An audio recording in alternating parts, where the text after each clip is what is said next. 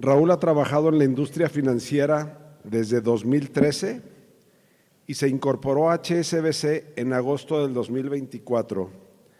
Es responsable del análisis macroeconómico y de mercados, así como del desarrollo del panorama de inversión que establece el contexto económico para el proceso de toma de decisiones. Adicionalmente, elaborar las publicaciones de perspectivas de mercados e inversiones.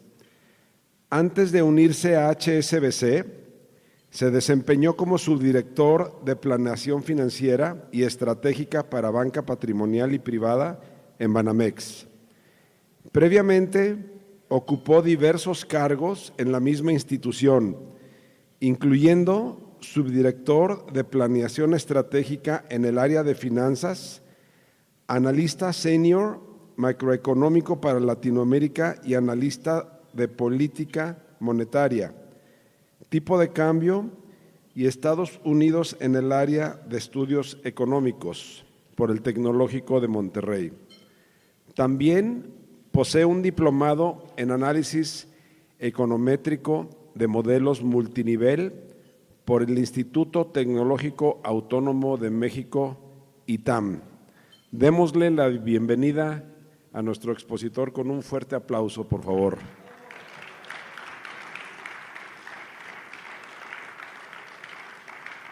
Muchas gracias. Muchas gracias. Muchas gracias. Gracias a todos. Como platicábamos, de parte de Banco HSBC y de HSBC Operadora de Fondos México, les agradecemos mucho la oportunidad que nos dan de estar aquí con ustedes. Un honor en verdad y encantados de estar en cercanía con ustedes el día de hoy, precisamente para platicarles sobre el panorama de inversión. Nosotros aquí en la Operadora de Fondos en HSBC, pues tomamos en cuenta todas estas consideraciones, ¿no? Toda esta coyuntura local, global, todo lo que está pasando desde un concepto macroeconómico, geopolítico, cómo impacta los mercados y a partir de ello pues tomar las decisiones de inversión, ¿no? A partir de toda esta información, cómo posicionar los recursos, cómo definir nuestros portafolios para toda la oferta de productos que tenemos para ustedes de fondos aquí en HSBC para sus inversiones. Y esto es lo que venimos precisamente a platicarles, ¿no? ¿Qué es lo que estamos viendo al mes de julio de 2026?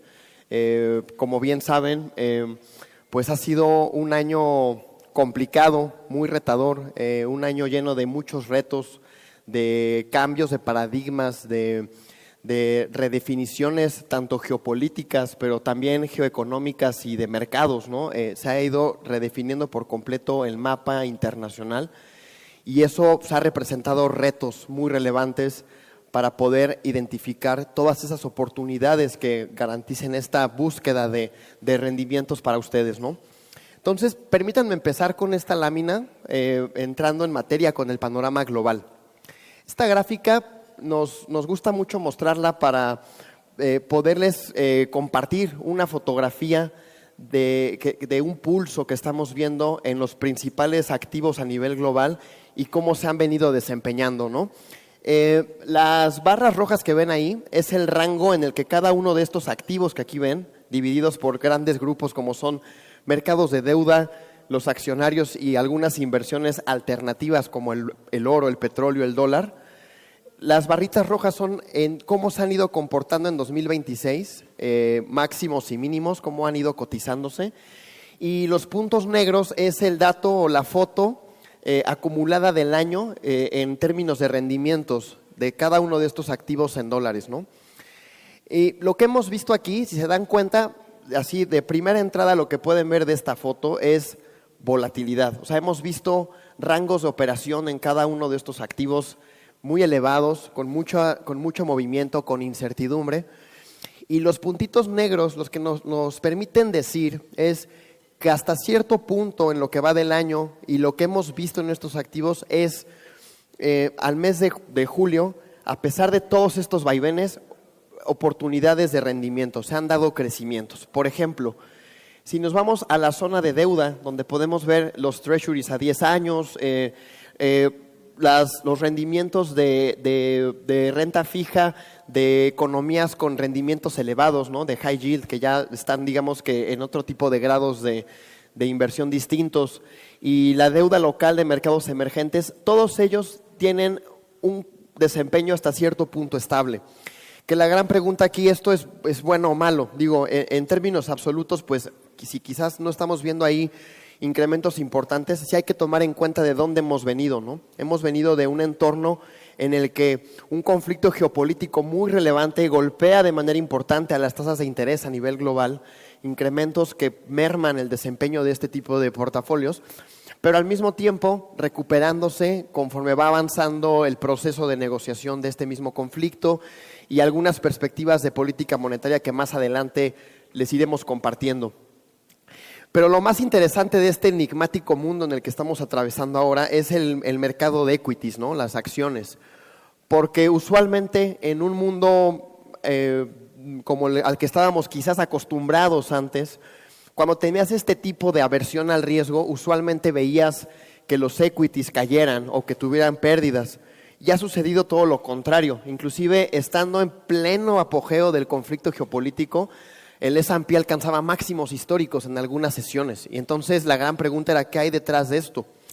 Y resulta que pues más allá de este tipo de choques geopolíticos, también tenemos un choque tecnológico nunca antes visto, que es el tema de la inteligencia artificial y que ha puesto a prueba a los mercados en la capacidad de continuamente producir casi ininterrumpidamente ganancias en las empresas que están montadas en esta ola tecnológica.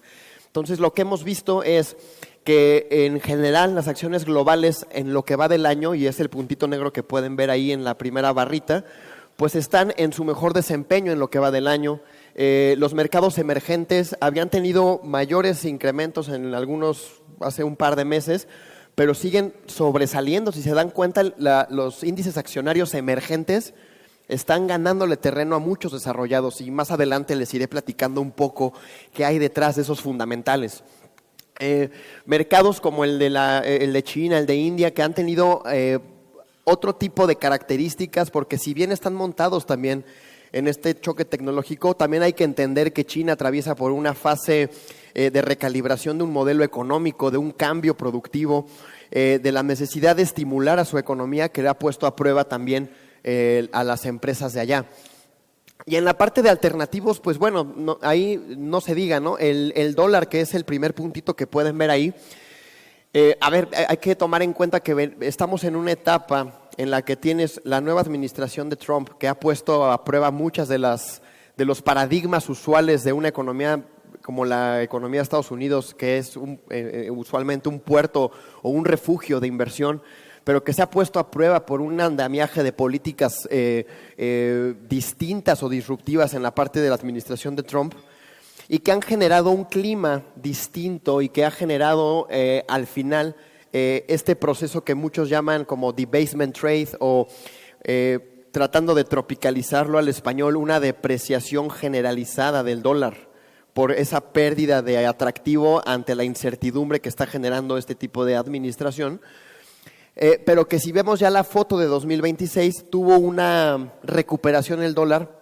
Naturalmente, con el conflicto geopolítico, lo que ocurrió fue que el dólar dejó de depreciarse a los niveles a los que se estaba depreciando en el año anterior, además de que tenemos hace unas semanas un ligero ajuste de parte de la Reserva Federal que también modificó un poco la trayectoria del dólar, que ya visto en la foto de lo que va de este año, pues se ha visto hasta cierto punto estable. Si yo les hubiera traído esta foto el año pasado, habríamos visto al dólar cayendo, ¿no? por esta depreciación generalizada.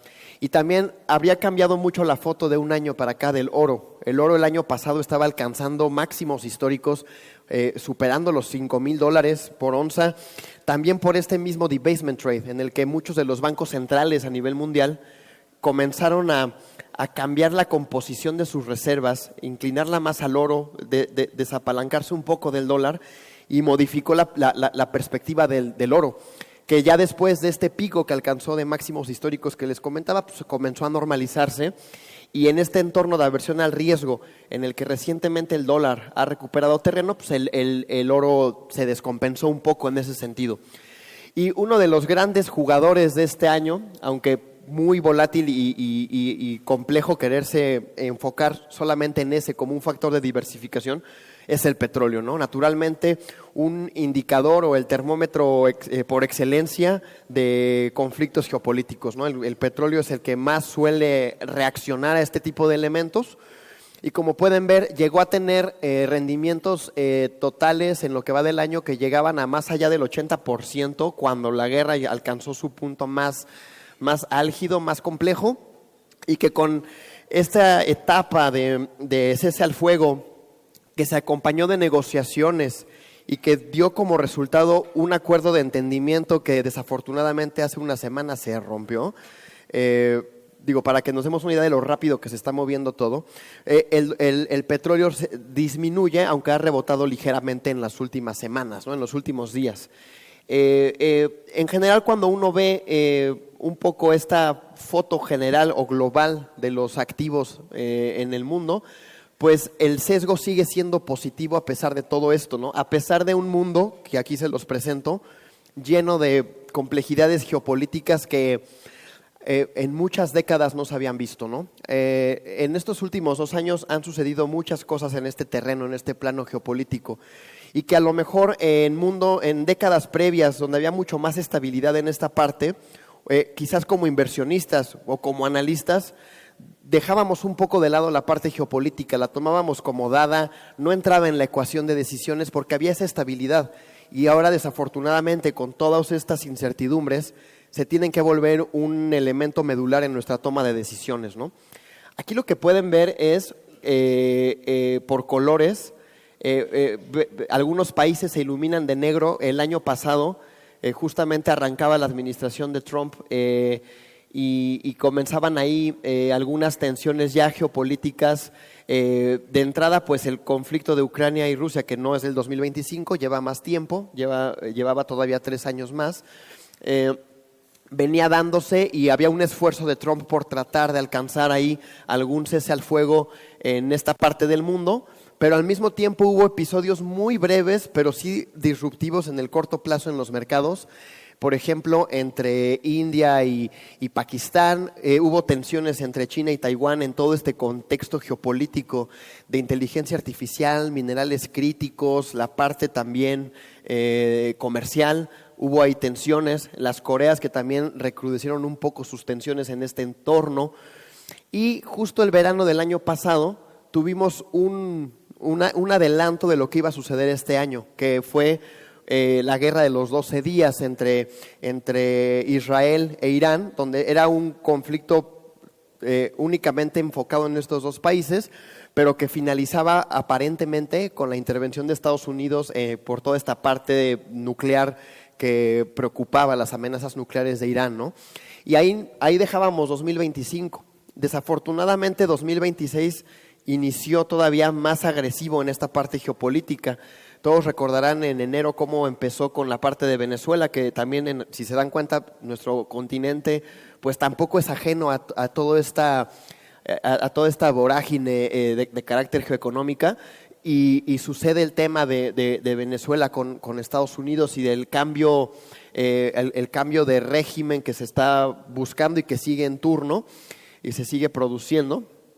Pero inmediatamente después llegaba febrero y las tensiones por Groenlandia, entre la zona la eurozona que está marcada en rojo, y el propio Estados Unidos también venía manifestándose.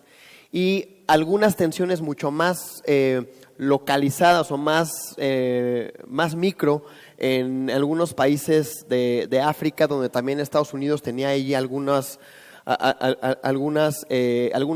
situaciones de involucramiento marginales.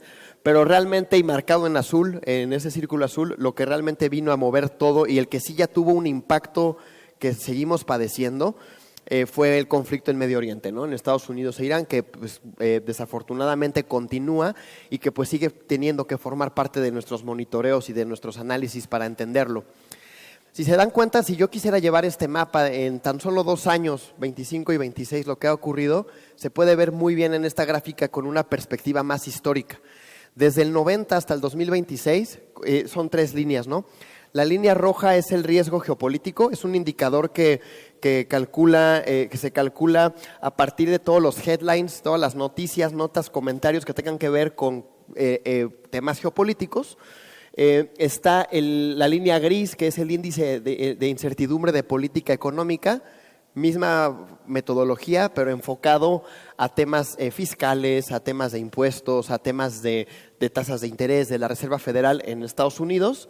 Y la línea negra, que es la incertidumbre de política comercial, que esta está enfocada a temas de aranceles, a temas de exportaciones, importaciones, tratados comerciales, etcétera. Y vean cómo las 3 tienen una disrupción muy importante en los últimos 2 años. Justamente en esta misma etapa, viendo cómo se vuela totalmente de la volatilidad usual o de los impactos que ocurrían a lo largo de todas esas décadas, y superando por mucho a eventos que alguna vez consideramos que eran relevantes y que sí lo son, pero que no hubiéramos imaginado que llegaran a esos niveles, como son la guerra del Golfo, el 11 de septiembre, la guerra de Irak, la gran crisis financiera en 2008, el primer mandato de Trump combinado con el Brexit que ocurre en el mismo periodo, la propia pandemia, ¿no? El COVID, que tuvo un impacto mucho mayor en la parte de política económica con todos estos estímulos fiscales que todo el mundo trató de detonar para reactivar a las economías que estaban impactadas por el confinamiento, por la pandemia, pues también fueron superados, sobre todo la parte de política comercial, ¿no? Ese pico que ven ahí es tal cual el Liberation Day, el día de la liberación que anuncia Trump, recordarán, en abril de 2025, cuando empieza esta famosa tabla que presenta ahí en Washington con los países qué tarifas iban a pagar, y que pues ha tenido una historia muy, muy larga de ajustes, de recalibraciones, de negociaciones, de nuevos tratados comerciales entre países. El propio gobierno de Estados Unidos con sus aparatos legislativos poniendo el challenge, el reto al propio Trump de algunas tarifas que no aplicaban. Se ha movido mucho y esa incertidumbre pues la captura claramente ese indicador, ¿no? Y pues lo que realmente está en el epicentro de toda esta volatilidad en la parte geoeconómica es esta parte que ven aquí en el mapa, que es el famoso estrecho de Hormuz, que es donde fluye una quinta parte del petróleo a nivel mundial. Si bien nosotros aquí en México no estamos tan susceptibles a ese canal de transmisión energética porque somos un país importador neto de gasolinas, pero de Estados Unidos, y al final exportadores de crudo, de petróleo, pues quizás no somos de los países que más se pudieran impactar directamente por este conflicto, pero en una escala global, hablar de una quinta parte del pastel, que es todo el petróleo global, es muy relevante y por eso ha sido un impacto muy importante en los mercados. Hemos visto un choque de oferta como hace mucho o como nunca se había visto en los precios del petróleo, que se han disparado y que llegaron a romper los $100 por barril durante varias semanas. Y que no solamente hay que enfocarse en el petróleo, sino que también viendo toda la cadena productiva y todos los sectores que componen a la economía global, también tienes ahí una cuarta parte del gas natural licuado transitando, una tercera parte de fertilizantes, una décima parte de aluminio, un 5% de graneles, contenedores que también llevan otro tipo de mercancías, de commodities en un 3%. Y lo que vemos en la gráfica de la derecha es justo cómo la guerra vino a perturbar ese flujo de cantidades no menores a nivel global, cómo llevó todos estos navíos, tanto comerciales como petroleros, de gas natural, de gas, contenedores petroquímicos, cómo se fueron todos prácticamente a cero con el cierre del estrecho por consecuencia de la guerra. Y vean aquí cómo recientemente, aquí justamente los precios empezaron a regresar cuando se logra reabrir el estrecho con el acuerdo de entendimiento que se había logrado tener ya entre ambas partes a finales del mes pasado, pero que lamentablemente en cosa de una semana las hostilidades regresan y se vuelve a cerrar el estrecho y volvemos a ver este regreso, ¿no? Y bueno, yo creo que aquí me quedo mucho con lo que se comentaba al inicio de esta sesión, ¿no? Que no consiste el perfil o la perspectiva de inversión, pues no consiste en enfocarse a una noticia de un día, ¿no? Esa visión de largo plazo que comentaban súper importante porque hace una semana si este evento lo hubiéramos tenido hace 2 semanas, a lo mejor la perspectiva era ya se va a acabar la guerra, y la realidad es que pues está regresando, y hay analistas geopolíticos que creen que hasta podría llegar a regresar a niveles más nocivos que habíamos visto por ahí de abril, mayo. ¿Y eso cómo lo podemos capturar? Tratamos de ver ahí como varias fotos, ¿no? Varias ópticas. Aquí lo que pueden ver en esta gráfica es el precio del petróleo, el del Brent, el del Mar del Norte, el dólares por barril, que también es muy susceptible a estos choques geopolíticos. Y las líneas punteadas son los contratos de futuros del petróleo, ¿no? Que de alguna forma te dicen cómo ya se han pactado en el largo plazo por contratos los precios o la cotización que va a tener el crudo hacia adelante. O sea, concretamente aquí lo que estamos capturando es por lo menos de aquí a los próximos 2 años, a diciembre de 2027. Antes de la guerra lo que te decían los futuros era, el Brent ahorita está alrededor de 74, 75 dólares por barril, y estamos esperando una sobreoferta, un crecimiento en las reservas que se empiece a echar a andar y que pueda llegar a bajar los precios gradualmente para estar acercándonos a 65 dólares en los próximos 2 años. Estalla la guerra y digo, no traigo aquí muchas de las fechas cuando el conflicto escaló, que estaban los futuros inclusive en 115, 118 dólares por barril. Me enfoqué a unas fechas un poco más recientes. Por ejemplo, recordarán la línea azul, que es la que vemos como más con más disrupción.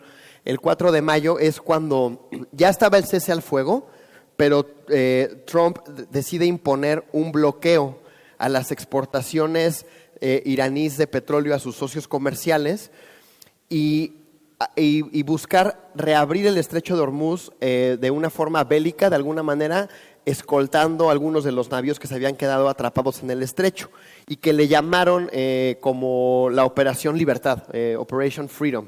Cuando sale esa operación y empieza a salirse un poco de control, tuvimos ahí nuevamente una disrupción de precios en los futuros.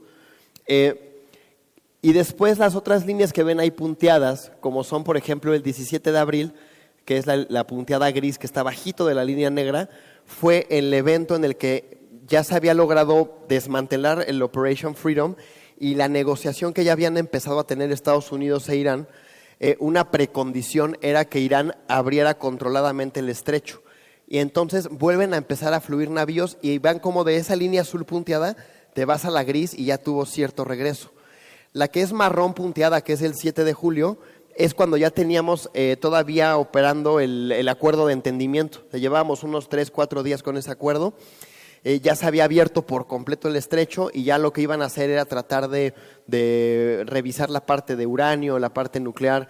Ya eran otros temas. Desafortunadamente ahí Irán decide volver a atacar algunos navíos que toman por sorpresa a Estados Unidos, y regresamos a las hostilidades, que es la línea negra que ven ahí al 14 de julio, que sí, está lejos de la del 4 de mayo, o más lejos de cuando la guerra estaba grave, pero es difícil identificar hacia dónde nos vamos a dirigir con este tipo de vaivenes y este cambio en el proceso de este conflicto, ¿no? Un poco para decirles que pues tenemos que seguir hasta cierto punto monitoreando e identificando la narrativa, la evolución, ya más puesto en papel cómo van estos acuerdos para tratar de entender hacia dónde puede ir y qué perturbaciones pueda tener esto, ¿no? Porque de entrada esto sí generó ya, y lo pudieron seguramente constatar en cifras, sobre todo de Estados Unidos y de la zona de la eurozona, impactos inflacionarios importantes. Estos impactos ya fueron producto de esta guerra, que si esto se sigue prolongando, pues se va a ir acumulando y va a seguir complicando ahí la evolución, ¿no? Justamente aquí lo que podemos ver es cómo el precio del petróleo, a partir de un comparativo con esta línea roja, que es el conflicto de Ucrania, fue mucho más nocivo este conflicto de Irán en el crecimiento de los precios del petróleo. Aquí lo que ven en el eje son días antes y después de que arrancaron los dos conflictos, el de Ucrania 23 de febrero de 2022 y el de Irán 27 de febrero de 2026, ¿no? Entonces, ¿cómo venían antes los precios del petróleo? Estallan los conflictos y al día 96 hábil de la guerra en Irán, vemos cómo el petróleo, con esta falla o ruptura del acuerdo de entendimiento, se vuelve a poner por encima de cómo se habían comportado los precios del petróleo cuando estaba la guerra de Ucrania en esa misma época. Luego, en el tema del dólar, esto es muy interesante porque va mucho con lo que les platicaba yo al principio cuando les platiqué la gráfica de barritas y puntitos. Cuando fue el conflicto de Ucrania, la etapa que atravesaba la economía estadounidense era muy distinta. Estaba Joe Biden, había otras reglas, el dólar seguía manteniendo esta fortaleza o este distintivo de refugio seguro con mayor convicción para los inversionistas, versus la línea negra que ven ahí, que es como el dólar, a pesar de lo que tuvo que haber pasado con un conflicto geopolítico, era que más o menos el dólar replicara este comportamiento, y la realidad es que se siguió debilitando. Y por eso generaba luego muchas inquietudes en los clientes, en los analistas. ¿Por qué está la guerra con los precios del petróleo volando y el peso mexicano poderoso en 17, 40, 30, 20 seguía bajando y no se depreciaba? Y lo que hay detrás de eso es lo que justamente platicábamos, que es un dólar que se ha reconfigurado por una perspectiva distinta, o al menos una óptica distinta con la que estás viendo a la economía americana como un atractor de inversiones seguras, por así decirlo, ¿no? Y en el tema de las bolsas emergentes, esta de acá son las bolsas emergentes contra el S&P. Es decir, cómo está nuestra región en el índice accionario en términos relativos al S&P, que es como nuestro índice accionario universal, ¿no? Con la sorpresa de que hemos visto a un mercado accionario emergente más atractivo, con más rendimientos en estas épocas que cuando fue Irán, ¿no? O sea, lo que hemos visto aquí también es un cambio importante en cómo estamos viendo ahora los mercados emergentes. En general, los mercados emergentes en la coyuntura actual versus muchas décadas atrás son países emergentes con mayores fundamentales macro, más solidez, un poco de más independencia, digo, y esto es en términos relativos el mismo bloque emergente versus el mismo bloque en los 80s, en los 90s, en los 2000s. Se ve más sólido, se ve menos volátil, con más certeza, y pues claramente el impulso de la inteligencia artificial naturalmente ha ido apoyando algunas regiones emergentes en la parte productiva. Pero no solo eso, sino que también el hecho de que tu dólar esté depreciándose hace atractivas las monedas emergentes, y también le ha dotado de mayores rendimientos para los mercados emergentes. Por eso es que sí estamos en una época completamente distinta. Y justo hablaba de la inteligencia artificial y detrás, sobre todo motivándolo por esta gráfica de la derecha, pues ¿qué hay detrás de la inteligencia artificial? Lo que hay detrás es territorio desconocido, es navegar literal en aguas desconocidas, porque hemos visto cómo consistentemente el gasto en capital de tecnología para la inteligencia artificial consistentemente rompe con todas las expectativas de analistas. Cuando uno ve los earning calls de las empresas relacionadas a esto, siguen sorprendiendo al alza y seguimos viendo cada vez cómo invierten más, ¿no? Ahí vemos por colores a los principales jugadores de esta megatendencia tecnológica, ¿no?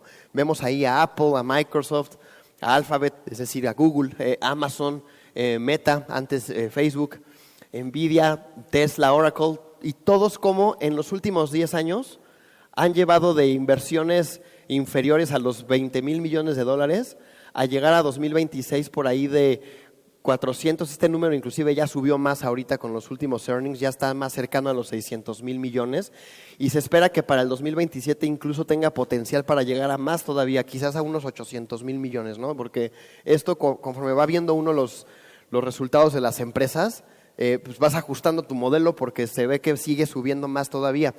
Y es el tema de esta creación de un ecosistema muy robusto, con una capacidad de cómputo que demanda muchísima energía, que demanda mucha infraestructura.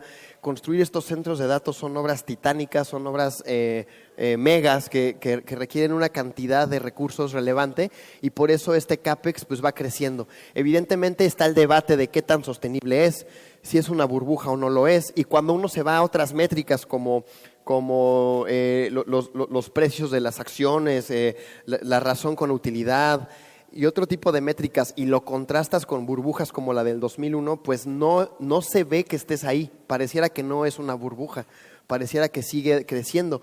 Pero naturalmente los inversionistas han ido operando con cautela al ver cómo estos números se siguen distanciando. Y por eso de pronto sí vemos que a lo mejor un día traes máximos en el S&P y de pronto un día se te caen las bolsas, porque aunque salieron muy bien los resultados de las empresas tecnológicas, hay dudas sobre qué tan sostenibles puedan ser. Pero ya hablando de términos macroeconómicos, más allá de lo atractivo que pueda representar estas inversiones, se está dando un fenómeno de ampliación de ganancias. En un principio todas estas ganancias las acaparaba en más de la mitad estas empresas que yo les mostraba. Ahora lo que estamos viendo es que se están abriendo hacia otras geografías, y no nada más geografías, sino también hacia otros sectores. Cada una de esas barritas son sectores. La barrita roja es el sospechoso usual de esta tendencia de la inteligencia artificial, ¿no? Son los sectores tecnológicos, son empresas tecnológicas. Pero también están montados ahí otros jugadores, ¿no? Empresas de comunicaciones, empresas de sectores industriales, empresas que los utilities, que son suministros de agua, gas, luz, energía. Está la parte de materiales, todos los materiales, toda la infraestructura física que demanda estos centros de datos que se tienen que construir, edificios gigantes, sistemas de ventilación, sistemas hidráulicos potentes para poder enfriar las supercomputadoras que los construyen, y también la energía, ¿no? Los minerales críticos y la energía nuclear, la energía fósil, todo eso está jugando en este motor de la inteligencia artificial. Y si uno ve cómo se va derramando entre regiones y sectores, pues te llevas muchos hallazgos importantes, ¿no? O sea, podemos ver cómo justamente los reyes de los semiconductores, ¿no? Que son Taiwán y Corea del Sur, acaparan más de la mitad, mucho más de la mitad de la capitalización de mercado para la tecnología, ¿no? Estados Unidos es el epicentro y lo tienes un poco más diversificado en los demás sectores, pero sigue siendo súper relevante en la parte tecnológica, evidentemente. Pero ya se empieza a ver este CAPEX cómo se va a sectores no tecnológicos. Si se dan cuenta, la TAM tiene mucho atractivo, mucha oportunidad en suministrar toda la parte de materiales para este desarrollo de inteligencia artificial.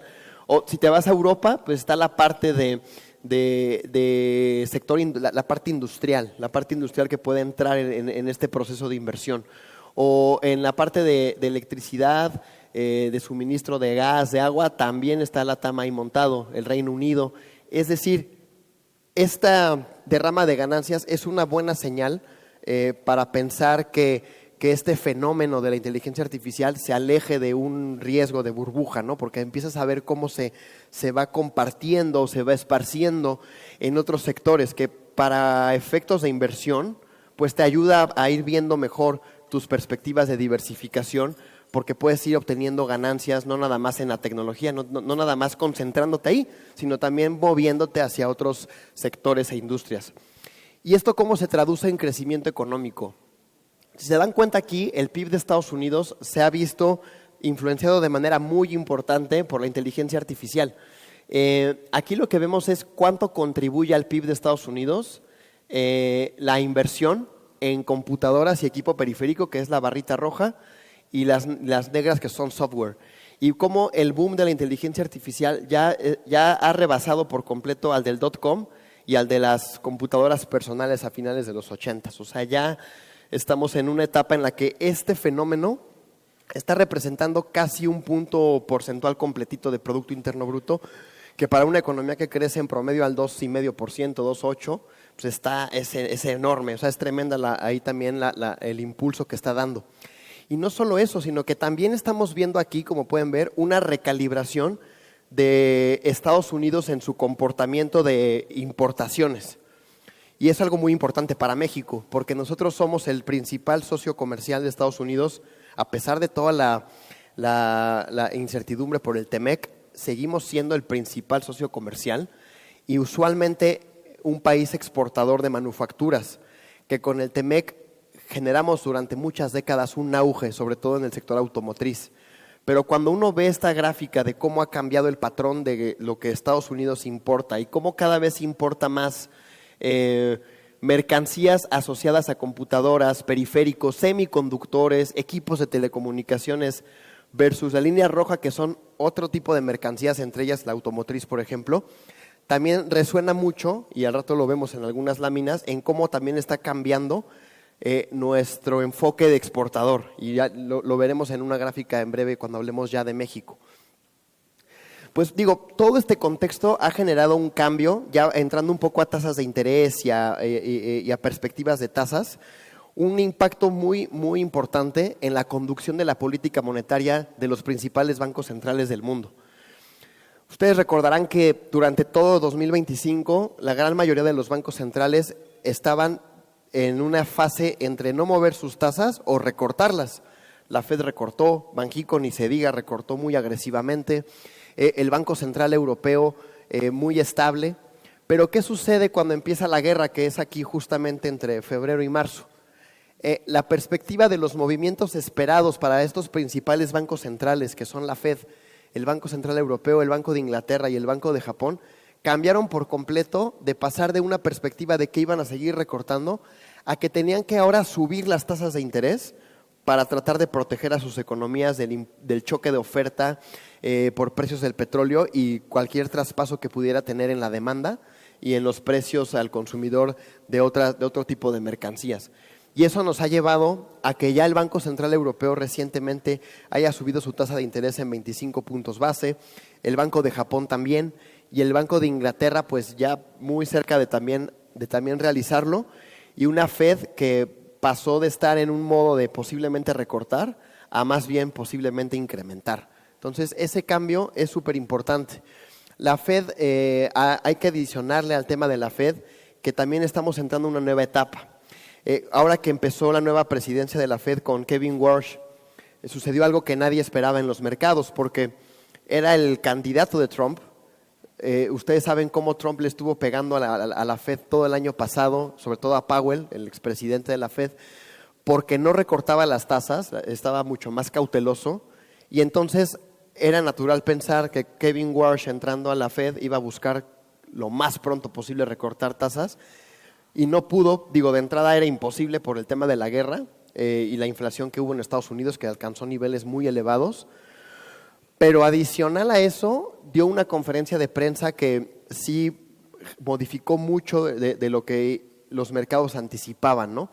Van a revisar por completo toda la mecánica de política monetaria de la Fed, la parte de comunicaciones, la parte de consolidación de datos, de toma de decisiones, de qué tan frecuente deben de hablarle a los mercados, a los analistas, a la prensa. Todo eso lo están revisando.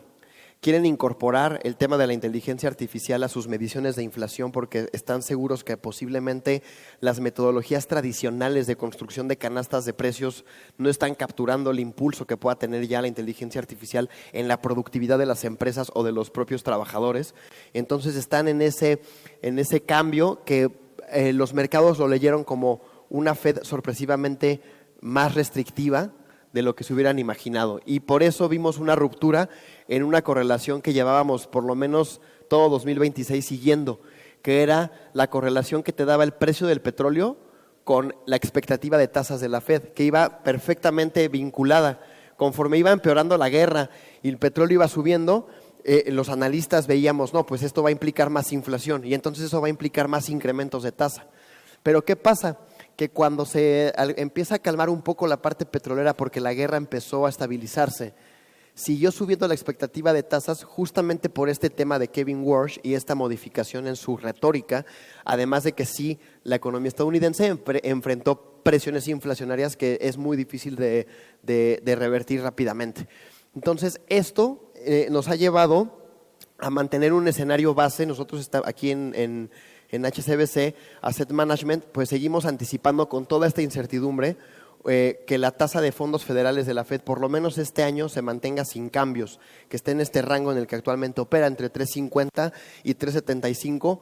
¿Por qué con cautela? Porque así como podría pasar la siguiente semana, que vuelven a absentarse y Estados Unidos se irán a negociar, vuelven a bajar los precios del petróleo y tienes otra lectura de CPI como la de antier que fue muy baja, ¿qué puede pasar ahí? Pues puede pasar que ya la Fed pueda empezar a volver a discutir recortes de tasas. Pero si sigue perturbado el tema de la guerra, no va a haber espacio para eso, pero tampoco podría incrementar la tasa porque va a estar cuidando sus dos mandatos, el mandato de crecimiento y el mandato de inflación.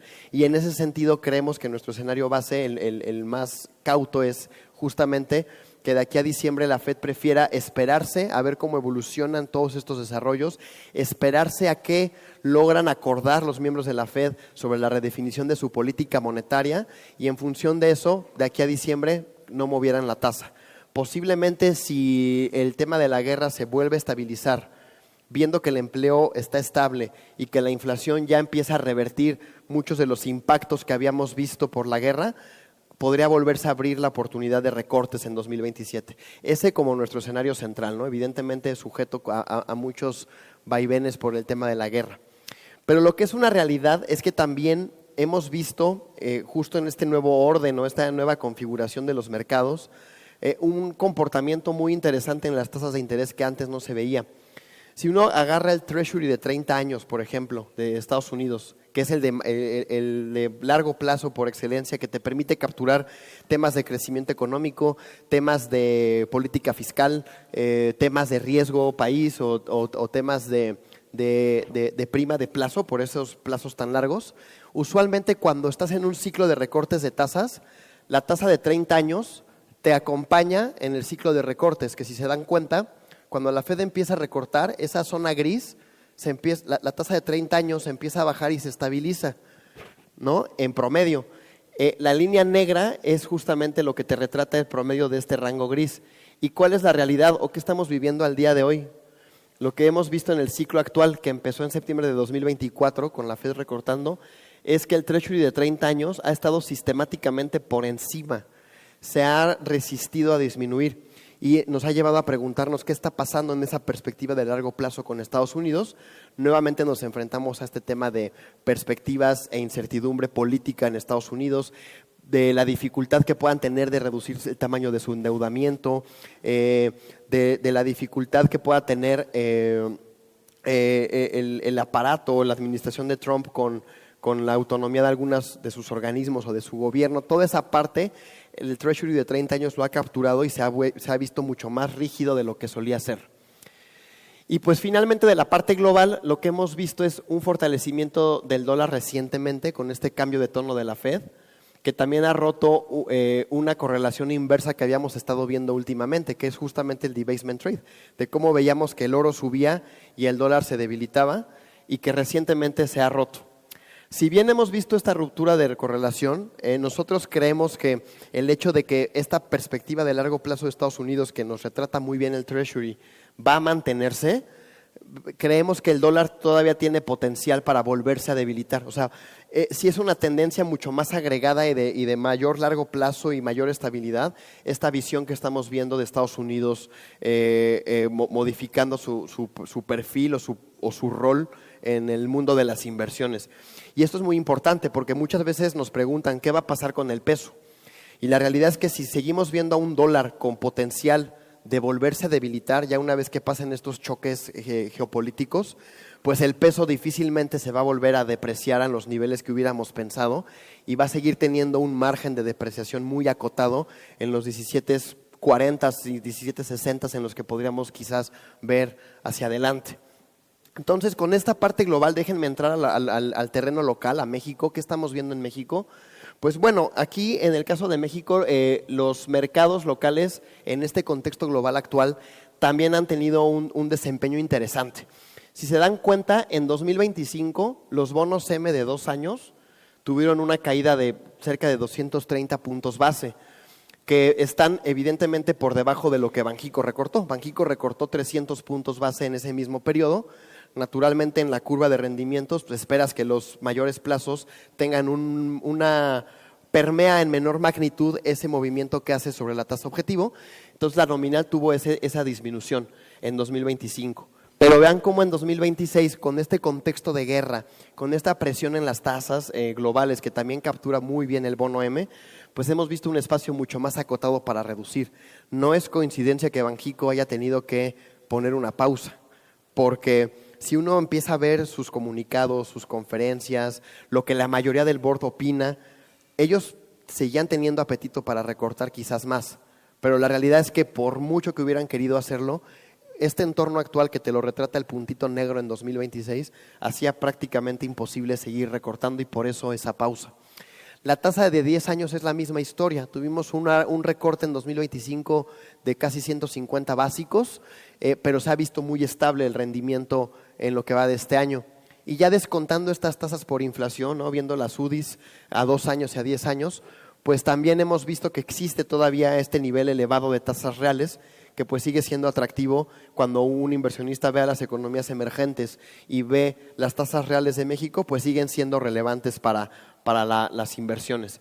En el caso del IPC, pues vimos en 2025 incrementos muy importantes de casi 30% y que se han acotado mucho. La realidad es que viendo el IPC aquí en México, pues las ganancias, los márgenes de ganancias se han acotado un poco más, pero seguimos viendo ahí una buena oportunidad para estar hasta cierto punto todavía, nos gusta todavía bastante el IPC y seguimos en ese sentido posicionados para la expectativa de que las ganancias se sigan materializando, ¿no? El peso mexicano pues tuvo una apreciación de cerca del 14% el año pasado, mucho más acotada este año con todo el entorno global, pero ese 3% de apreciación que tiene actualmente el peso mexicano, cuando lo comparas con otras monedas emergentes similares como es el real o el zloty polaco o el rand sudafricano, se sigue viendo muy atractivo el peso en ese sentido, o al menos muy competitivo en cuanto a sus retornos. Y la mezcla mexicana ha seguido tal cual el desempeño de los precios de la referencia internacional, con crecimientos year to date cercanos al 35%, luego de que habían caído el año pasado, ¿no? Todo este panorama, si lo ponemos en un contexto local de choques globales y locales, como la cancelación del aeropuerto, la pandemia, el conflicto, han sido etapas donde hemos visto incrementos muy fuertes en tasas y que cuando volteamos a ver nuestros portafolios y vemos nuestros rendimientos, pues naturalmente tienes ahí un efecto adverso, te afecta al final en tus ganancias. Pero un poco esta perspectiva histórica nos permite mostrarles cómo estos choques suelen corregirse posteriormente y se van dando oportunidades para volver a capturar también retornos atractivos en el mercado de renta fija local. ¿Qué pasa con la economía mexicana? ¿Qué es lo que hemos visto? Hemos tenido un primer trimestre flojo, tuvimos una caída del PIB en el primer trimestre de 0.6% trimestral, acompañada por caídas tanto en el sector servicios como en el sector agropecuario y el industrial. Pero la buena noticia es que las cifras de abril y mayo de demanda agregada, concretamente ventas al menudeo, consumo privado, ventas de automóviles, el desempeño del mercado laboral ya en estos últimos 2 meses, cambiaron de signo literalmente, ¿no? O sea, dieron la vuelta, hubo un punto de inflexión. Y son cifras de abril y mayo que todavía no están capturando el efecto del mundial, aunque algunas cifras oportunas hemos visto en la prensa que a lo mejor no son tan alegres como nos hubieran gustado. Ya traemos una inercia de abril y mayo que se puede ver ahí muy contundentemente, también inclusive en la inversión física, que te hablan de una recuperación de la economía mexicana hacia el segundo trimestre del año.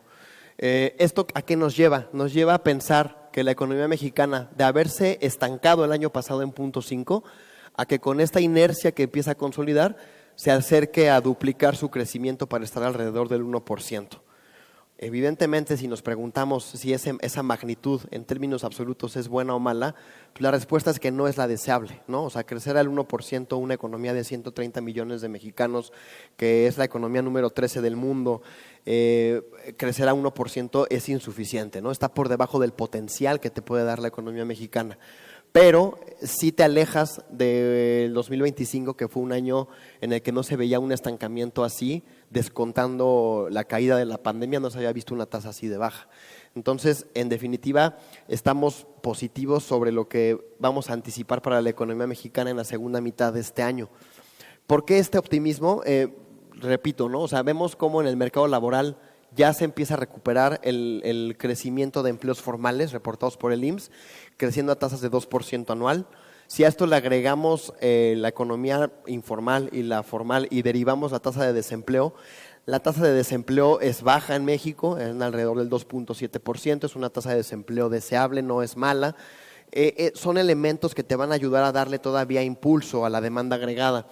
Los salarios, ya descontando el boom o la joroba que ven ahí, que fue cuando se incrementó agresivamente el salario mínimo, ya quitando ese choque y poniéndonos donde están actualmente, siguen estando atractivos por arriba de su promedio histórico, no nada más los salarios nominales, sino también aquellos descontando la inflación, que están siendo también positivos para la demanda agregada. Y algo que también es un arma de dos filos, ¿no? En lo positivo, los programas sociales pues van a representar dinero adicional para el consumo de las familias mexicanas. Esos 636 mil millones de pesos acumulados de enero a mayo que reporta Hacienda de inversión en programas sociales del Gobierno de México, definitivamente se va a traducir en más ventas departamentales, en ventas de servicios, en consumo, en turismo. De alguna forma sí va a llegar o sí se va a derramar en la economía, en el Producto Interno Bruto.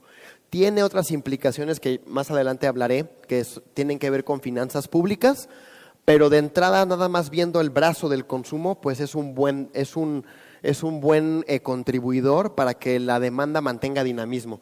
Y también las remesas, que tuvieron un mal año el año pasado, con todo el tema migratorio en Estados Unidos, el tema de ICE, la desaceleración del mercado laboral en Estados Unidos impactó también a las remesas, y ya también hay un punto de inflexión. Ya le hemos dado la vuelta en los últimos 2 meses al desempeño de las remesas en México, y sucedió algo muy interesante porque evidentemente lo migratorio ahí sigue. El mercado laboral de Estados Unidos mejoró, pero el tema migratorio para un trabajador en Estados Unidos que quiere mandar su dinero a México, pues sigue siendo un tema adverso. Y en ese sentido, lo que hemos visto en los datos que reporta Banjico es que la frecuencia o el volumen de operaciones enviadas, las remesas enviadas a México, disminuyó el año pasado, se estabilizó en este año, son mucho menos operaciones de las que veíamos en años previos, pero aumentaron el ticket promedio, aumentaron la cantidad de dinero enviado. Entonces, este patrón de decisión que tomó el trabajador mexicano allá en Estados Unidos para tratar de minimizar su riesgo por la parte migratoria fue ir menos veces a mandar la remesa, pero por un mayor monto. Y eso ha ayudado a darle la vuelta al crecimiento en el valor monetario de estos influjos de remesas, aunque el hecho de que el peso esté más fuerte le ha restado cierto impulso o cierta capacidad de consumo a la familia mexicana. Cuando convierte esos dólares a pesos, a un peso en 17, pues no le va a dar los mismos pesos que le hubiera dado si hubiera estado más depreciado. Aún así, está contribuyendo.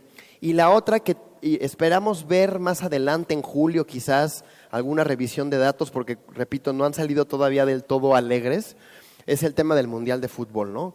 Que pues digo, desde una perspectiva como coanfitriones nosotros, como fanáticos, pues vimos que organizacionalmente fue un evento muy exitoso en las 3 principales ciudades de nuestro país, donde se disputaron al menos 13% del total de partidos del torneo.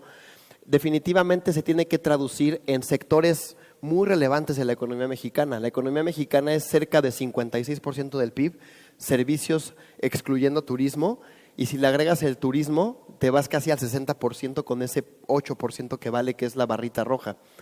Por eso es que en las expectativas de Producto Interno Bruto de los siguientes trimestres, los analistas prevén que después de esta caída que les platicaba yo al principio de 0.6 trimestral, tengamos un repunte de casi 1% trimestral en el segundo trimestre, que es donde ocurre el Mundial, y se suavice un poco, pero se mantenga en terreno positivo por el mismo fenómeno deportivo.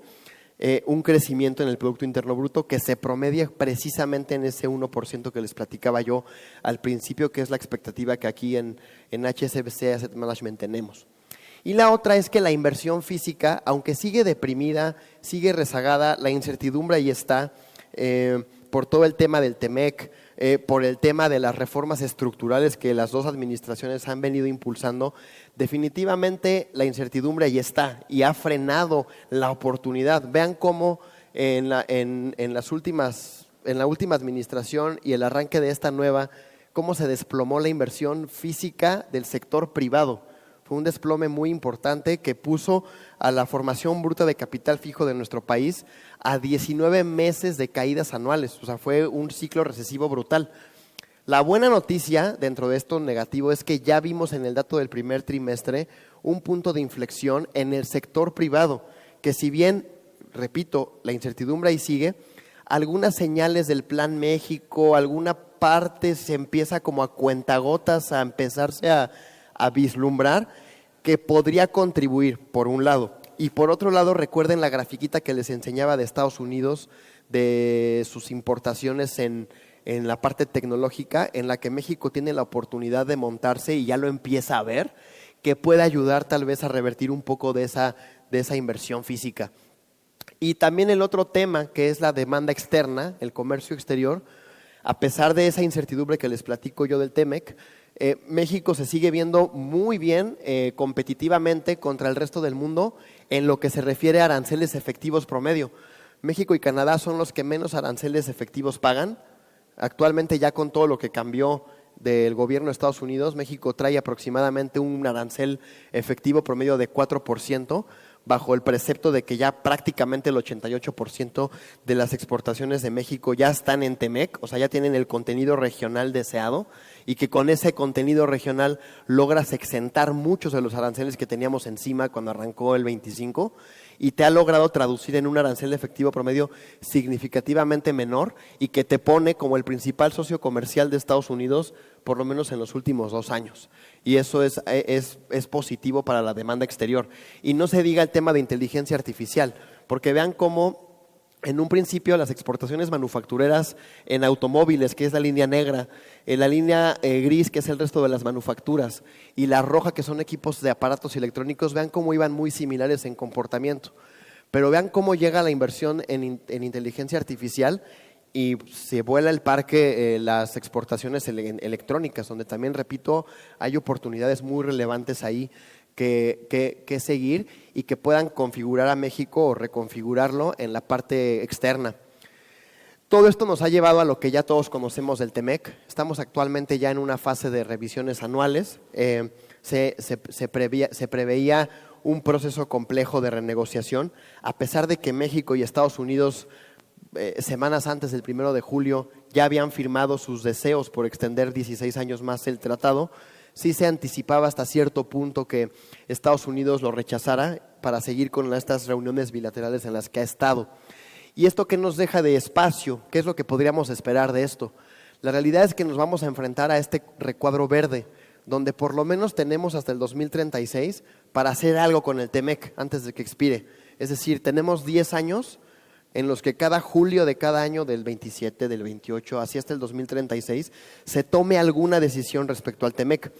Cuando uno platica con analistas de Estados Unidos o contactos inclusive que tienen mucha comunicación con sectores productivos allá en Estados Unidos, que es una de las ventajas de la globalidad en la que nosotros estamos y que con mucho gusto les podemos compartir siempre, pues podemos conocer el interés y los incentivos de los sectores empresariales de allá. Y la realidad es que ellos están impulsando y presionando porque el TEMEC se logre extender 16 años más. Ellos sí lo quieren. Evidentemente lo quieren en condiciones distintas a las que México quizás los quiera tener, pero el interés ahí está, y la idea es que este gap, esta brecha que existe entre incentivos de un país y otro, se vaya cerrando en estos 10 años. Es muy difícil saber cuándo se va a lograr esa extensión, pero nuestro escenario base, conociendo el termómetro, el pulso que tenemos del sector empresarial de allá y el que conocemos nosotros aquí, nos hace concluir que es un escenario muy sólido y con mucha convicción que eventualmente el TEMEC se va a extender 16 años más, ¿no? Esa es la expectativa. ¿Por qué? Tenemos las ventajas geográficas, tenemos ya unas cadenas productivas estrechamente vinculadas. La región Norteamérica sería muy complejo desarticularla ya con todos los avances que se han dado. Y lo que hemos aprendido de este proceso del 2026 es que si Estados Unidos va a optar por irse por las piedritas, por ir más lento, revisando cada uno de los preceptos del tratado, ellos van a buscar naturalmente incrementar el contenido regional del sector automotriz, van a buscar más garantías de seguridad económica, van a buscar adentrarse al mercado y tratar de incorporar en el sector primario temas de maíz transgénico, por ejemplo, que van a implicar evidentemente temas jurídicos y temas de reformas acá, pero pues es algo que se va a impulsar y que de alguna forma se va a lograr desde nuestro punto de vista, ¿no? Digo, tan pronto como la próxima semana tendremos una tercera ronda de negociaciones aquí en la Ciudad de México, donde va a ser muy importante entender de estos 4 puntos que les platicaba yo, qué se ha logrado avanzar y eso nos va a permitir saber qué va a pasar en 2027. Potencialmente creeríamos que se vuelva a patear la lata, ¿no? Pero es muy importante ver con puntos y comas qué ocurre. Habríamos pensado que este tema del TEMEC iba a ser más sensible al desempeño del peso mexicano y la realidad es que no. La realidad es que no ha reaccionado significativamente. Pareciera que no pasó nada a pesar de que el TEMEC no se firmó, se siguió apreciando. Nuestra gran conclusión es que sigue pesando mucho más todo el entorno global, todo el entorno geopolítico y todo el entorno político de Estados Unidos en la cotización del peso. Sí hemos tenido volatilidad, pero si se dan cuenta ha operado en rangos muy acotados de entre 17 y 16 y llegó a tocar los 18 cuando empezó la guerra. Un poquito cuando lo del tema de Kevin Walsh se volvió a ir a 17.60, pero la realidad es que ha estado bastante acotado y por eso lo que les platicaba yo hace unos minutos de esta expectativa de que el potencial de depreciación que pueda tener nuestra moneda pues es acotado ante estas circunstancias, ¿no? ¿Cómo llega la economía mexicana en términos de precios? ¿Cómo está la inflación? Hemos visto recientemente un regreso fuerte de la inflación, pero que se explica por el componente no subyacente, que es la línea azul que ven aquí. Se puso en 1%. Aquí hemos tenido jugando caídas importantes y sorpresivas en precios de frutas y verduras, en los precios de los pecuarios, ¿no? Los precios del huevo, de algunas carnes, en productos cárnicos, han tenido un regreso mayor al que se anticipaba. Pero la línea negra, que es la inflación subyacente, si se dan cuenta, se ha mantenido mucho más resistente a bajar y apenas logró alcanzar el rango superior que Banxico se permite para su objetivo del 3%, colocándose en 4%. Entonces, realmente esta caída que ven aquí agresiva jaló a la inflación al 3.4%, pero sería muy peligroso cantar victoria con los datos que hemos visto recientemente, porque evidentemente están obedeciendo a precios que son mucho más volátiles y que no dependen de las acciones de política monetaria. Por eso es que los analistas seguimos pensando que la inflación va a cerrar el año, como lo ven en este puntito de acá, en 4.2% anual. O sea, sí estamos esperando que rebote nuevamente. En el momento en el que esa línea azul, que si se dan cuenta es muy volátil, en el momento en el que regrese y rebote, tu inflación de la línea roja de 3.4 se te va a volver a ir a 4, 4.1, 4.2 y ahí está la expectativa que nosotros traemos y que dista mucho de la que Banco de México trae de 3.5, que realmente aquí sí lo que hemos observado entre Banco de México y los mercados es un alejamiento de las expectativas inflacionarias. Y es que la realidad es que la inflación subyacente es la que se ha mantenido muy persistente. Si se dan cuenta aquí, ponemos los principales precios de la subyacente. Precios de las viviendas, precios de transportes, de servicios recreativos, de la línea azul que son restaurantes, loncherías, fondas, restaurantes, y de las mercancías, ¿no? Y si se dan cuenta, únicamente excluyendo mercancías, que ha sido la que sí ha logrado bajar más, todas las demás están muy por arriba del objetivo de Banxico. Hay inflaciones del 7% anual en la parte subyacente. Esto también nos mantiene muy certeros de que las expectativas para la inflación van a estar más bien pegadas al 4% que al 3%. Por eso es que creemos que debemos seguir viendo con mucha cautela el desempeño de la inflación. Y no solo eso, sino que también viene un fenómeno meteorológico que todos conocemos perfectamente, el fenómeno del Niño, que usualmente en algunos episodios que aquí podemos ver ha tenido implicaciones en precisamente la línea azul que les platicaba yo de la no subyacente. Digo, el fenómeno del Niño, lo que ocurre es que en zonas donde suelen ocurrir inundaciones, y esto con datos climatológicos desde 1950, en esas regiones que ven ahí del mundo, que concretamente es el Océano Pacífico, sube la temperatura en esa área y genera sequías en algunas regiones e inundaciones en otras, que tanto inundación como sequía se traduce en escasez o en pérdida de producto. Y entonces te presiona los precios, ¿no? Te los sube, que son las barritas rojas que ven allá. cómo en los fenómenos que hemos tenido del niño históricamente, al menos recientemente en el 97, en 2015 y tuvimos uno hace 2 años, cómo los precios de la no subyacente llegaron a promediar incrementos hasta de doble dígito en términos anuales. Que eso ya traducido a la canasta del consumidor, ya a toda la canasta, te puede representar entre 30 y 50 puntos base de incremento a la inflación. Es decir, este 4.2 que los analistas traen, ya al menos trae capturada una parte del impacto que pudiera tener el niño. Por eso, repito, es difícil pensar que la inflación llegue a 3,5 este año y por eso creemos que va a ser mucho más persistente el desempeño de los precios hacia adelante. Justamente eso nos lleva a pensar que Banco de México pues va a seguir mostrándose más cauteloso en las siguientes reuniones, ¿no? De entrada, como hemos visto al board, tenemos a 2 hawks, que son Jonathan Heath y Galia Borja, y a 3 doves, ¿no? Que son Gabriel Cuadra, Victoria Rodríguez y Omar Mejía. Esto a partir de nuestra interpretación, ¿no? Los comunicados de Banxico no ponen nombre y apellido, pero un poco con lo que ellos van diciendo en otras conferencias de prensa, el seguimiento histórico que le hacemos a todas sus minutas de sus reuniones, nos han permitido concluir que así está configurado el board de Banco de México. Y algo que es importante es que Jonathan Heath termina su mandato este año. Entonces, posiblemente esta parte de mayor cautela se nos vaya un poco, pero en la medida en la que el conflicto geopolítico se siga materializando, va a ser difícil que Banxico pueda reanudar recortes. De por sí ya la tasa en términos reales está ya en su nivel de equilibrio de largo plazo, que es cerca del 2.7% real. Es decir, ya el espacio para seguir recortando de Banco de México se ha acotado significativamente, ¿no? Entonces, por eso es que nosotros en Asset Management tenemos una expectativa de que la tasa de referencia cierre este año en 6.50 y potencialmente se quede ahí todavía en 2027.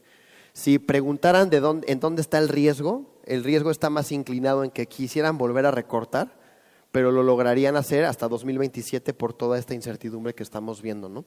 Y sobre todo porque justamente nuestro view de la Fed es que a lo mejor la Fed pueda reanudar recortes. Y si la Fed vuelve a recortar, le da cierto espacio a Banxico para que pueda volver a recortar. Entonces, a partir de ahora, lo que la Fed haga va a ser muy importante para Banxico, ahora que se han alineado un poquito más en sus ciclos. Y pues el tema de consolidación fiscal es un tema también que estamos monitoreando y que representa retos importantes. Hace algunas láminas les compartía el gasto en programas sociales, esos 636,000 millones de pesos, ¿no? Y que les platicaba yo lo buenos que podían ser para el consumo. Desafortunadamente para el tema de la deuda no es del todo bueno, porque te complica la tarea de tratar de llevar el déficit fiscal a los objetivos que propia Hacienda se ha trazado. Ellos están esperando alcanzar un déficit fiscal de 4.1% del PIB este año y posteriormente de 3,5%. La consolidación fiscal es llevar esa deuda al 3%, ¿no? Que es como que tu estándar, que las calificadoras te lo ven con 10 de calificación y que el Fondo Monetario Internacional considera que es un nivel de endeudamiento muy sano. Estamos lejos todavía de ese 3%. Y la realidad es que se ha ido revisando porque este 4.9 que ven aquí, originalmente Hacienda quería llegar a un 4,5. Entonces nos quedamos 40 básicos por abajo todavía de ese déficit. Y para el ritmo que trae el gasto en programas sociales actual, el 4.1 de 2026 es difícil. Nosotros prevemos que el déficit fiscal más bien se vaya a estacionar alrededor del 4.7, 4.6 optimistamente, de manera óptima, de una previsión optimista, el déficit fiscal, ¿no? Entonces este proceso pues va a ser complejo y va a tener implicaciones en las calificaciones crediticias, ¿no? Como bien saben, recientemente Moody's nos modificó la nota de BA2 a BA3 con perspectiva estable. Fitch ya nos había puesto en BBB negativa con perspectiva estable y estamos a la espera de S&P, que S&P hace un mes, un poquito antes que Moody's, nos había cambiado de estable a negativa esta perspectiva. Cuando te cambian esta perspectiva, negativo o estable, lo que te están diciendo es: yo creo que te voy a ajustar la calificación si es negativa a la baja o si es positiva al alza. Entonces, lo que ya tenemos de información disponible es que posiblemente S&P, tan pronto como el próximo año, febrero, marzo del 27, potencialmente se coloque aquí en la triple B negativa. Y entonces las 3 calificadoras nos pondrían ya en el último grado de inversión, que está delimitado por este piso que lo ven aquí con la línea punteada. ¿Qué pasa aquí? Aquí lo que es importante transmitirles es que el pánico no debe imperar, porque estos procesos de revisión de calificaciones crediticias son largos. Y cuando ya estén aquí alineadas, habría que pensar que por lo menos tienen que pasar otros 24 meses, concretamente 2 datos más de déficit fiscal, para ver qué acciones tomen sobre la perspectiva. O sea, van a pasar 24 meses, nos vamos a ir al 2028 y van a decir, no, pues si la situación fiscal sigue complicada, el crecimiento económico sigue bajo, nos ponen en negativa y te abre a otros 24 meses, ya nos estamos hablando del 2030, de riesgo de calificación para abajo. Nuestro escenario base es que posiblemente, si el gobierno encuentra el equilibrio en garantizarte 4.8, 4.7, 4.6, que es un paso de reducción de déficit fiscal muy lento, pero al final va en esa dirección, un poco logran salvar la perspectiva estable. Entonces, nosotros no vemos, y creo que es una visión compartida con otros analistas y con el mercado, no se está viendo que perdamos ese grado de inversión. Es un escenario que no estamos viendo, sería un riesgo de cola, como se le suele llamar, ¿no? Y la realidad, o lo que nos llamó la atención, es que cuando se dan estos ajustes de perspectiva y de notas, fue que los mercados realmente no reaccionaron mucho. Pareciera que los mercados ya tenían incorporada esa situación, porque la prima de riesgo de México, descompuesta por el componente de treasuries o del componente como de inversión segura, el diferencial como prima de riesgo, ¿no? el risk premium, y la parte local casi no se movieron, como pueden ver en las barritas que están ahí.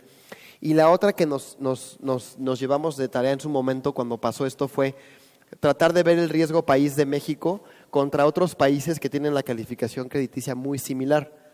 El caso de Hungría o Indonesia, que están en color rojo, o calificaciones crediticias un nivel abajo, como son Marruecos, Perú, Paraguay, Panamá, Sudáfrica, o Croacia y Uruguay, que tienen un nivel más de calificación. Y cuando vemos sus CDS o sus Credit Default Swaps, sus riesgos país, México tiene bastante cancha, si se dan cuenta, tanto a la baja, en compresión, como en expansión, por lo menos hasta en 152 puntos base para los 84 que tiene, para seguirse comportando en una economía que no pierda el grado de inversión. Por eso también refuerza nuestra convicción de que vemos difícil que pudiera pasar ese escenario. Entonces, digo, todo esto dando como que algunos puntos clave, algunos puntos de conclusiones. Nosotros seguimos optimistas sobre el desempeño de la economía mexicana. Creemos que va a tener un repunte en la segunda mitad del año, un crecimiento económico ya mejor, en una mejor dirección, con una inflación que sí va a converger, va a ir convergiendo gradualmente al objetivo, pero a un ritmo mucho más lento del que nos gustaría. Un déficit fiscal que potencialmente se reduzca poquito, pero pues, en esa dirección. Un tipo de cambio que esté muy acotado su espacio de depreciación en los niveles que más o menos hemos visto. Claramente, si el conflicto geopolítico se sale mucho más de control, el potencial para alcanzar 17.80 pues es muy alto. Pero si se va manejando como se ha ido viendo, los 17.40, 17.60 son niveles donde más o menos estamos viendo el posicionamiento. Y las tasas de interés con un Banjico que va a mantener la pausa por el resto del año y con una curva que se sigue viendo hasta cierto punto empinada, pues seguimos estando positivos en los plazos relativamente cortos de la curva de rendimientos. La verdad es que todo este impulso de la inteligencia artificial aunado a los conflictos geopolíticos pues vuelven complejo al mundo, pero en esa complejidad tenemos identificadas pues esas oportunidades de inversión. Y pues con esto termino, con todo gusto nosotros en HSBC se pueden acercar aquí tenemos a Ricardo, que está aquí con nosotros, y a nuestra gerente primera, Verónica, que con mucho gusto pueden entrar en contacto con ustedes para ver todas sus dudas. Y pues tenemos una sinergia y una comunicación muy estrecha con nosotros aquí en Asset Management. Compartimos siempre información, presentaciones, todo lo que necesiten. Realmente, de verdad, estamos aquí para servirles y pues solo agradecerles su tiempo y nada más que eso. Muchas gracias. Muchas gracias. Gracias. Muchas gracias, Raúl. Creo que ha sido una charla que nos lleva con muy buenas expectativas para el segundo semestre, por lo que nos platicas, qué bueno. No todo está tan mal, aparentemente. Tengo algunas preguntas. Sí. Dice, la deuda de Estados Unidos está en sus máximos históricos. ¿Qué opinas en que Estados Unidos ha mantenido depreciada su moneda para controlar la deuda más que por el tema de crecer sus exportaciones y disminuir sus importaciones? Esa es muy buena pregunta, muy buena pregunta. Sí, con gusto.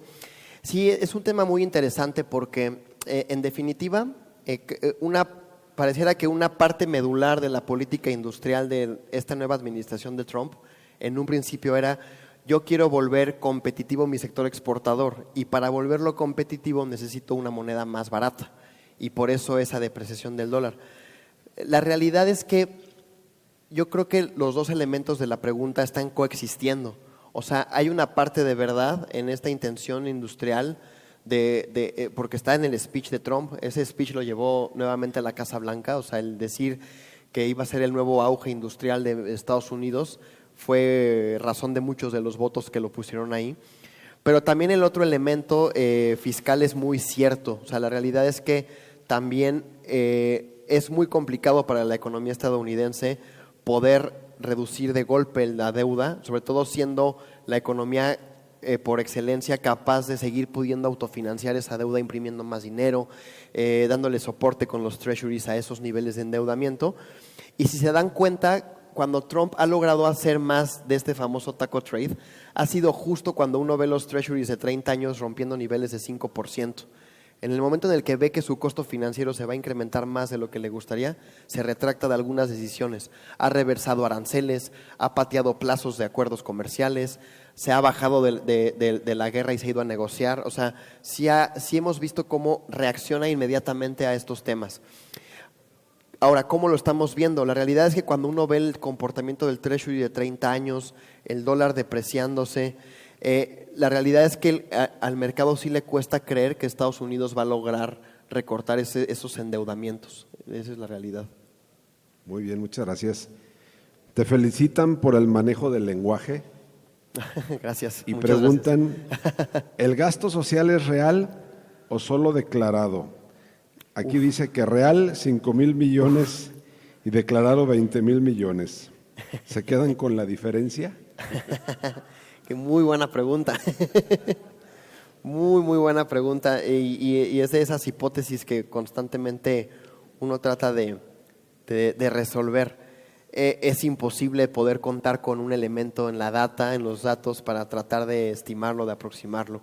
Si de por sí poder aproximar la informalidad, el tamaño de la informalidad de la economía mexicana como un todo es complejo, querer hacer ese zoom in en la parte de lo que se declara y lo que no se declara todavía es una derivada más complicada. Quizás yo me quedaría con la tendencia, ¿no? O sea, más allá de hablar del declarado o no declarado, esa tendencia es contundente. O sea, hablar de 636,000 millones de pesos en 5 meses gastados en programas sociales, te habla de una herramienta que es más bien de carácter electoral, quizás, que otra, ¿no? Porque si tuviéramos un gasto así, pero en la inversión pública, en el largo plazo, en términos de productividad, es otra historia. Y entonces olvídense del 1%, estaríamos ya empezando a pensar, a futurear con 2,5% de crecimiento. Un gasto en programa social no te da esa inercia o ese boost en términos de productividad ni de crecimiento. Muy bien, muchas gracias. Otra pregunta. Considerando el entorno geopolítico mundial y el precio de los energéticos, ¿hasta dónde México podría mantener el control de precios de los combustibles? Y si podemos esperar un descenso en los precios en este año. Muy bien, sí. No traje, hay una gráfica que luego con mucho gusto se las podemos compartir, donde pusimos los subsidios de las gasolinas cuando Ucrania versus los subsidios en la guerra actual. Cuando fue Ucrania eran dos elementos, se fue luego al 100% el subsidio en Premium, Magna y Diesel, y se fue así durante casi 8 meses, pero además había incentivos fiscales de acreditación de ISR que apoyaban muchísimo de ese impulso que se había dado para topar los precios. Aquí con el tema de Irán hay un problema. que cuando fue lo de Ucrania teníamos déficits fiscales del 3.6, 3.7% del PIB. Cuando arranca Irán veníamos del 7% del último año de AMLO y el 4.8% del primer año de Claudia. Entonces, poder echar a andar el 100% de los subsidios era prácticamente darse pues un balazo en el pie, por así decirlo. Y lo que hemos visto han sido subsidios muy graduales, que tuvieron un potencial. Cuando fue la parte más agresiva de la guerra, se llegaron a ir casi al 70% por lo menos en el diésel. Y yo creo que a la pregunta, creo que ese es el techo que yo pudiera ver de subsidios si se vuelve a reavivar con mayor severidad el conflicto geopolítico. Y a la pregunta de cuánto tiempo pudiera durar, la verdad es que sí está acotado, porque precisamente por eso lo ha ido soltando a cuentagotas el gobierno, porque si lo empieza a mandar a niveles más cercanos al 80, 90%, tu recaudación o tus ingresos públicos por IEPS, por el ingreso especial para producción de producción y servicios, se te va a negativos, y lo poquito que has crecido del ingreso público por recaudación se lo come esa caída, y entonces agárrense porque ese 4.8 rápidamente se va a 5,5, 5,8% del PIB. Muy bien, muchas gracias. El tipo de cambio Estados Unidos peso está manipulado internacionalmente a la baja. Se especula que tiene que ver con el tamaño de la deuda externa de Estados Unidos y es para facilitar su pago. Buena pregunta. La realidad es que yo creo que no, quizás no vería el pulso del peso, no lo vería con esa óptica, partiendo de que es la moneda con mayor transaccionalidad emergente a nivel global. Es una de las mayores divisas, opera 24/7 en todos los mercados. Es difícil poder encontrar de qué forma manipular un mercado tan grande y tan profundo como el del peso mexicano a nivel mundial. Pero lo que sí es importante destacar es que esta depreciación generalizada del dólar es la principal razón de ese fortalecimiento. Cuando a veces le preguntan a uno qué está pasando con el peso, creo que la respuesta más concreta es: no hablemos de un superpeso, más bien tenemos que hablar de un dólar muy débil, porque los fundamentales macro no te tendrían que apuntar a que el peso esté en un Mexican moment, porque no lo es. La realidad es que con este tema de la administración de Trump y esta incertidumbre política y comercial han llevado a que todas las monedas realmente estén mostrando mayores valores contra lo que el dólar, ¿no? Muy bien, muchas gracias. Las últimas dos preguntas. ¿Cuáles son las posibilidades de que México pierda el grado de inversión? Ya nos lo explicaste. Sí. ¿Y cómo juegan los bitcoins en las inversiones? Sí, digo, del tema de grado de inversión, nada más retomándolo, digo, es un escenario de cola, lo vemos muy poco probable, por las razones que ya les comentábamos. El tema de los bitcoins, digo, es un tema complejo de debatir por efectos regulatorios y de conocimiento de ese tipo de mercados, ¿no? Creo que aquí lo que vale más es la tecnología per se, ¿no? O sea, más que hablar de estas criptomonedas, hablar de una regulación de la tecnología, del sistema, que los bancos centrales se monten en esta tendencia y busquen de qué forma regularlo, nos podría abrir la puerta a que nosotros podamos discutir ya desde un perfil más formal y más técnico de inversión cómo meterlas en la ecuación. Yo ahorita no las metería quizás por esa complejidad y esa opacidad que tienen. Muy bien, pues muchísimas gracias por tu participación. Me gustaría solicitarle a nuestro presidente, si es tan amable, en pasar al frente para entregarte un reconocimiento y agradecimiento por tu participación aquí con nosotros en Empresarios esta tarde. Muchas gracias. Muchas gracias.